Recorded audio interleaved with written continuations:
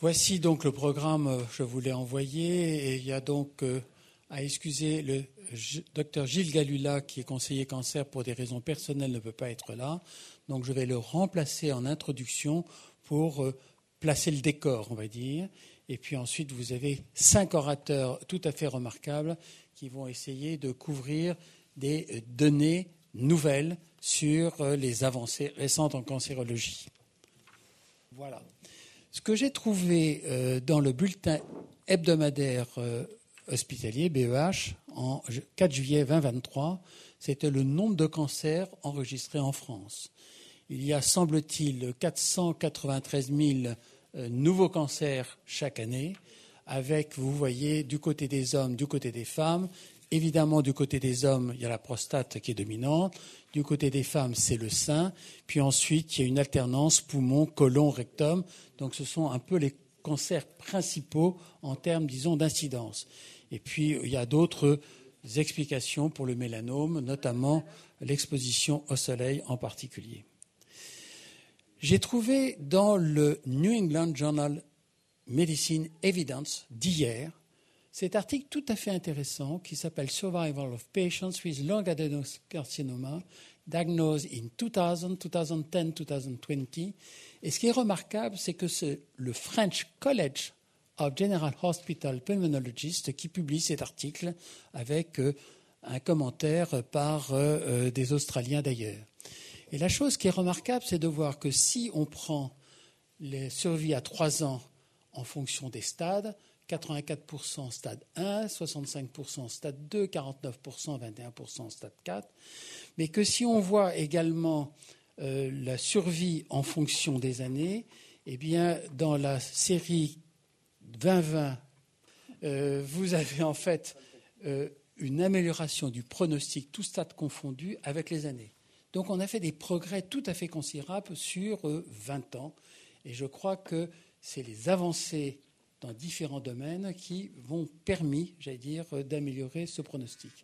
Et la chose passionnante est de voir que si il y a dans le cancer du poumon des mutations enregistrées, on a éventuellement une survie qui double lorsqu'il n'y a pas de mutation. Donc, quelque part, on est devant un concept, c'est qu'il n'y a pas un cancer du poumon, mais des cancers du poumon, et qu'il va falloir trouver, j'allais dire, le traitement personnalisé, d'où la nécessité absolue d'avoir des centres de cancérologie et d'avoir des spécialistes qui permettent de guider les médecins généralistes ou autres.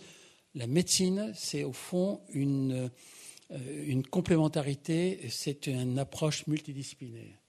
Et lorsque l'on utilise l'immunothérapie, 36% de survie par rapport à 14%, donc ça veut bien dire qu'il y a bien non pas un cancer, mais des cancers, et qu'il faut par conséquent essayer, disons, d'évaluer les choses la plus profonde. Ça, c'était publié dans le Lancet Hématologie de juin 2025, et on voit que entre 1954 et 2025, il y a différentes stratégies thérapeutiques. C'était d'abord la radiothérapie, puis ensuite la chémothérapie ou la chimiothérapie, stem cell transplantation, antibody drug conjugates, les inhibiteurs, disons, des TKI et ainsi de suite, des immune checkpoint inhibitors, des anticorps bispécifiques. Et au fond, on a à la fois une toxicité aiguë, une toxicité subaiguë, une toxicité long terme.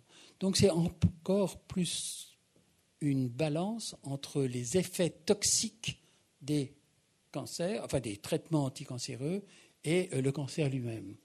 Et dernière diapositive que j'ai trouvée aussi dans le Lancet Hématologie, qui est tout à fait intéressante pour moi qui suis un vulgaire pédiatre, plutôt habite aux urgences et peu, j'allais dire, la cancérologie, c'est qu'en fait, c'est la contribution des traitements des cancers et de la prédisposition génétique sur les risques de néoplases secondaires dans les survivants long terme des enfants qui ont un cancer. Et vous voyez, il y a 2 cohortes qui s'appellent la St. Jude Lifetime Cohort et la Childhood Cancer Survival Study, avec des median follow-up de 24 ans et de 28 ans. Et le message est que la radiothérapie alone a contribué à 40% au survenu d'un cancer secondaire et éventuellement 30% pour des néoplasmes malins.